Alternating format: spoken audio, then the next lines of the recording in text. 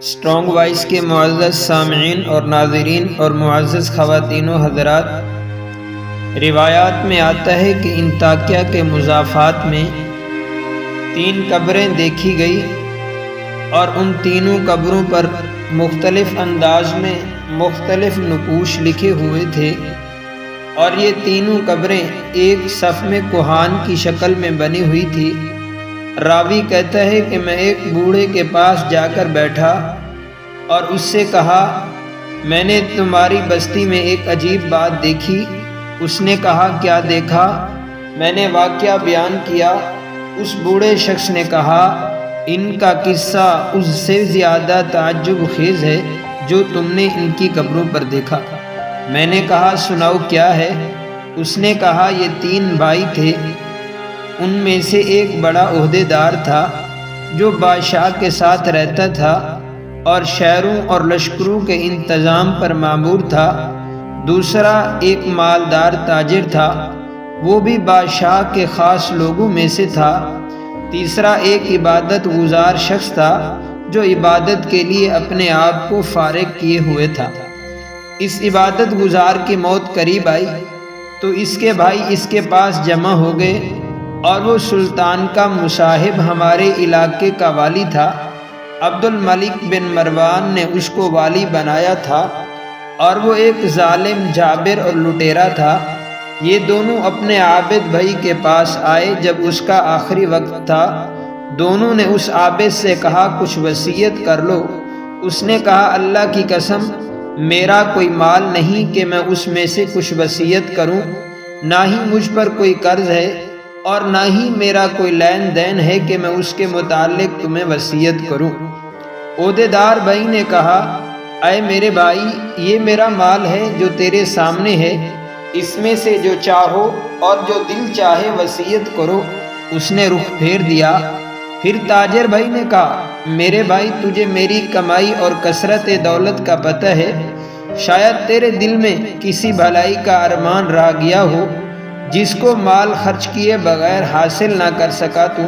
یہ میرا مال ہے، اس میں سے جو چاہو حکم کرو، اس کو پورا کروں گا۔ وہ ان دونوں کی طرف متوجہ ہوا اور کہا، مجھے تمہارے مال کی کوئی ضرورت نہیں، لیکن میں صرف ایک اقرار تم سے لیتا ہوں جس میں تم وعدہ خلافی نہ کرنا۔ انہوں نے کہا، وہ کیا ہے؟ اس نے کہا، جب میں مر جاؤں تو مجھے غسل دینا اور کفن پہنا کر ایک اونچی زمین میں دفن کر دینا، اور میری قبر پر یہ الفاظ لکھ دینا، زندگی سے وہ شخص کیا مزہ لے سکتا ہے جو یہ جانتا ہو کہ خداوند عالم اس سے باز پرس کرے گا اور اس سے بندوں کے ساتھ ناانصافی کا بدلہ لے گا اور نیکیوں کی جزا دے گا۔ جب یہ کام کر دو تو روزانہ میری قبر پر آیا کرنا، شاید تمہیں نصیحت نصیب ہو۔ انہوں نے اس کی موت کے بعد ایسا ہی کیا، اور اس کا عہدے دار بھائی اپنے لشکر کے ساتھ قبر پر آتا ہے اور اتر کر ان اشعار کو پڑھتا اور روتا ہے۔ جب تیسرا دن ہوا تو لشکر کے ساتھ حسب معمول آیا اور اتر کر رونے لگا۔ پھر جب واپسی کا ارادہ کیا تو اس نے قبر کے اندر سے ایک عجیب آواز سنی۔ قریب تھا کہ اس کا دل اس سے پھٹ جاتا، چنانچہ وہ گھبراہٹ اور خوف کے ساتھ واپس ہوا۔ جب رات ہوئی تو اس نے اپنے بھائی کو خواب میں دیکھا اور اس سے پوچھا، اے میرے بھائی، تمہاری قبر سے جو آواز سنی وہ کیا تھی؟ اس نے کہا، وہ ہتھوڑے کی آواز تھی۔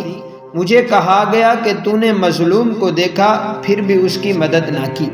چنانچہ وہ شخص صبح غمزدہ اٹھا اور اپنے بھائی کو اور دوسرے خاص لوگوں کو بلایا اور کہا، میں سمجھتا ہوں کہ ہمارے بھائی نے جو اپنی قبر پر اشعار لکھنے کی وصیت کی تھی اس کا مقصد مجھے تنبیہ کرنا تھا، اور میں تمہیں گواہ بناتا ہوں کہ آئندہ میں تمہارے درمیان نہیں رہوں گا۔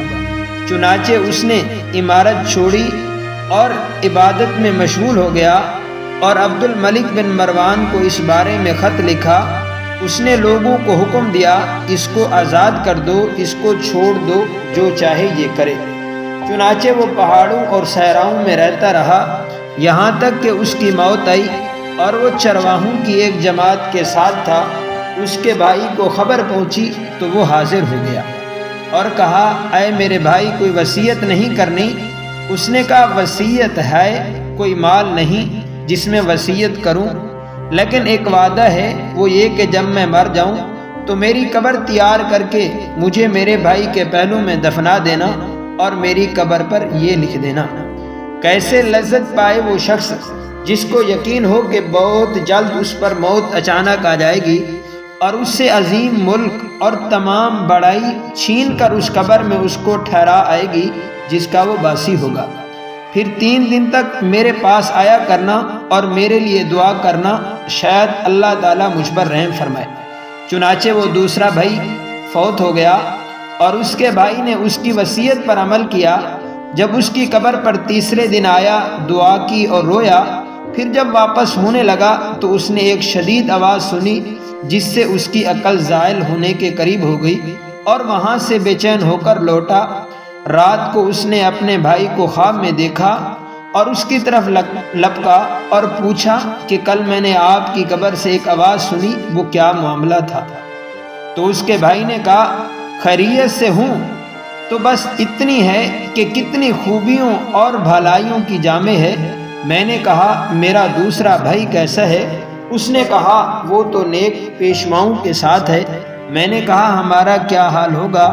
اس نے کہا جس نے دنیا اور آخرت کے لیے جو کچھ کیا وہ دیکھ لے گا، پس تم اپنی مالداری کو فقیری سے پہلے غنیمت سمجھو۔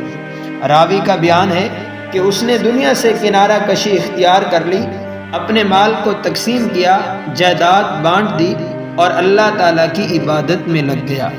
امید ہے کہ آپ کو ویڈیو اچھی لگی ہوگی، تو آپ سے گزارش ہے کہ آپ یہ اپنے چینل اسٹرانگ وائس کو سبسکرائب کر دیں، ویڈیو کو لائک اور شیئر کر دیں اور کمنٹ کے اندر اپنی رائے کا اظہار فرما دیں۔ جزاک اللہ خیرہ۔